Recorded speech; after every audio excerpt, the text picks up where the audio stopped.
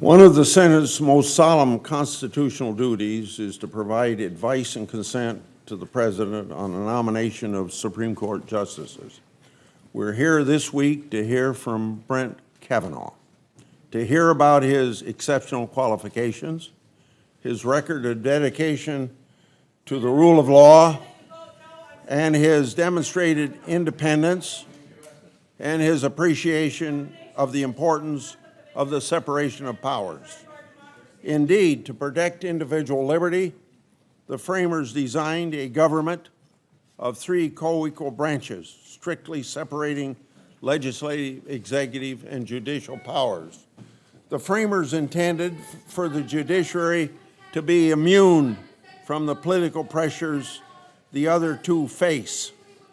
That is, so that judges would decide cases according to the law and not according to popular opinion.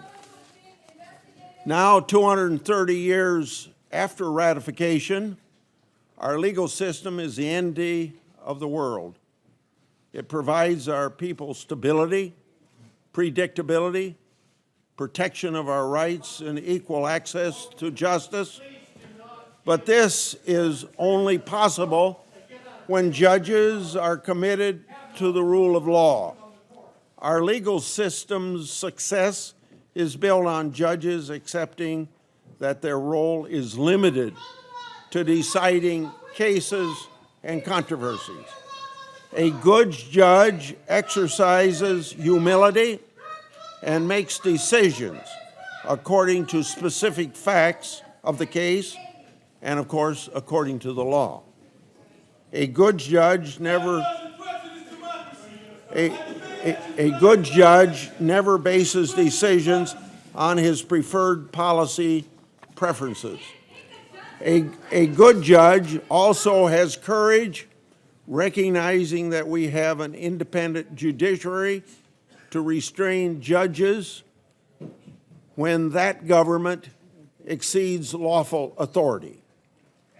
President Andrew Jackson said, quote, "All the rights secured to the citizens under the Constitution are worth nothing and a mere bubble except guaranteed to them by an independent and virtuous judiciary," end of quote.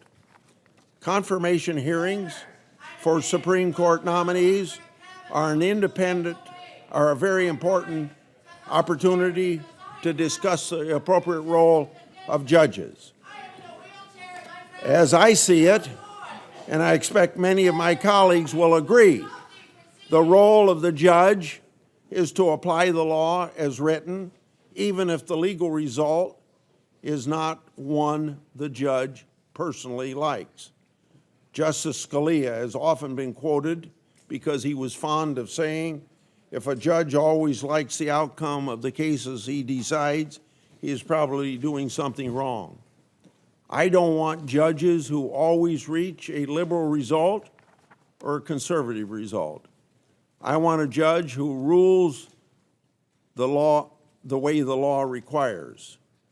Judges must leave lawmaking to the Congress, the elected representatives of the people. Judges and justices have lifetime appointments. They can't be voted out of office if they legislate. Whereas if Congress legislates something that people don't like, then you can vote them out of office. That's why they're to interpret law and not make law. Now, some have a very different view of what a judge's role should be. According to this view, judges should decide cases based upon particular outcomes in order to advance their politics. But the American people don't want their judges to pick sides before they hear a case. They want a judge who rules based upon what the law commands. This is the reason why all Supreme Court nominees since Ginsburg have declined to offer their personal opinions on the correctness of precedent. Seeking assurances from a nominee on how he will vote in certain cases or how he views certain precedent undermines judicial independence and essentially asks for a promise in exchange for a confirmation vote.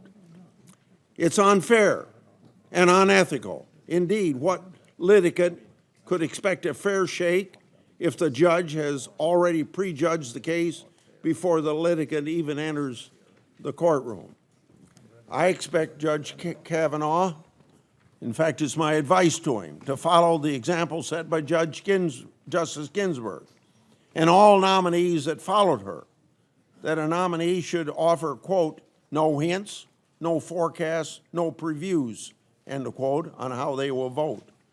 Justice Kagan, when asked about Roe v. Wade, said the following, quote, I do not believe it would be appropriate for me to comment on the merits of Roe v. Wade other than to say that it is a settled law entitled to precedential weight. The application of Roe to future cases and even its continued validity are issues likely to come before the court in the future, end of quote. Senators were satisfied with these answers on precedent. So, senators should be satisfied if Judge Kavanaugh answers similarly. This is my 15th Supreme Court confirmation hearing since I joined the committee in 1981. 31 years ago, during my 4th Supreme Court confirmation hearing, liberal outside groups and their Senate allies engaged in an unprecedented smear campaign against Judge Robert Bork. As Mark Pulliam said in an op-ed over the weekend, quote, the Borking of Robert Bork taught special interest groups that they could demonize judicial nominees based solely on their worldview. Worse, character assassinations proved an effective tactic, nearly sinking Justice Clarence Thomas's appointment 4 years later. But he also said, continuing to quote, by confirming Judge Kavanaugh, the Senate can go some way toward atoning for shameful treatment of Justice Robert Bork 31 years ago, end of quote. Judge Kavanaugh is one of the most qualified nominees, if not the most qualified nominee that I've seen. A graduate of Yale Law School, clerking 3 federal judges, including a man he nominated to replace. He spent all but 3 years of his career in public service and has served as a judge for 12 years on the D.C. Circuit, the most influential federal circuit court.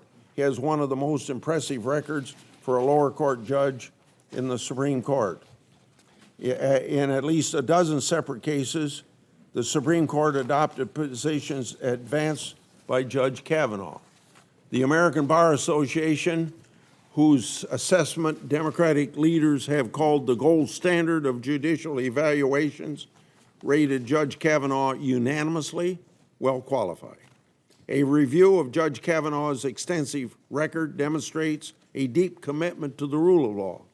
He has written eloquently that both judges and federal agencies are bound by the law Congress enacts. And he's criticized those who substitute their own judgment about what a statute should say for what the statute actually says. After President nominated Judge Kavanaugh, I said this would be the most thorough and transparent confirmation process in history.